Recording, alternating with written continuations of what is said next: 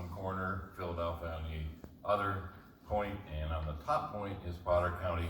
We're on the New York State border, beautiful forest land, and it's a mecca for tourists, which I'm going to kind of get to here in a second.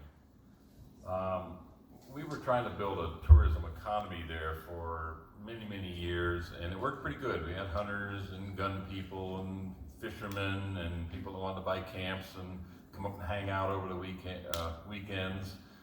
And then as they started aging out, it got a little different, and our economy started to suffer as those things started to fall off. So one of the reasons that this placemaking appealed to us is that the COVID data shows that there's kind of a new generation of young families and others who are looking at areas such as Potter County and many other rural areas.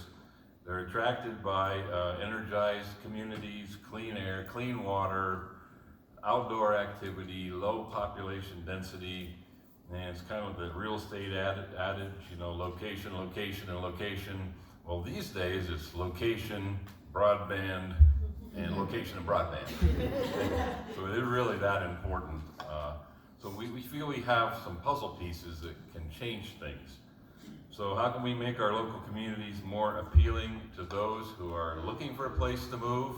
That's one of the reasons we're in this. Another is to try to make our communities more appealing to people who used to live there and then left as they wanted to maybe make more money and thought we were getting kind of stale and the communities weren't vibrant enough for them. Well, they may want to take a new look if we have a more vibrant arts and culture identity and more vibrant communities. And then the other focus, and this is a particular focus of this, is young people. We want people who grow up in Potter County to like Potter County, to not be so vulnerable to those enticements of, I mean, we can't argue you can make more money usually if you leave Potter County, but what do you leave behind and what do you end up missing? So we feel those are three returns on investment that we're trying to pursue. And our main strategy is we're going to work with school teachers and administrators. We're going to work with librarians.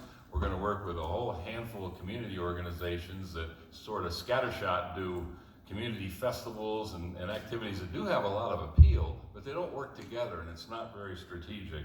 And we're going to work with local governments and try to get their support. And people kind of cringe when you say it in county government, but we feel county government should be vested in this too, including financially.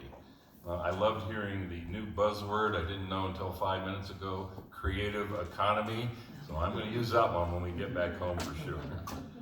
Beyond that, we're here though to do less talking and more listening because we know there are best practices out there. We're ready to learn them, and this is a real honor. We didn't think we'd get chosen. There's only 6 in the country, and we slapped that thing together thinking, okay, how many counties are there? 35, 3,600.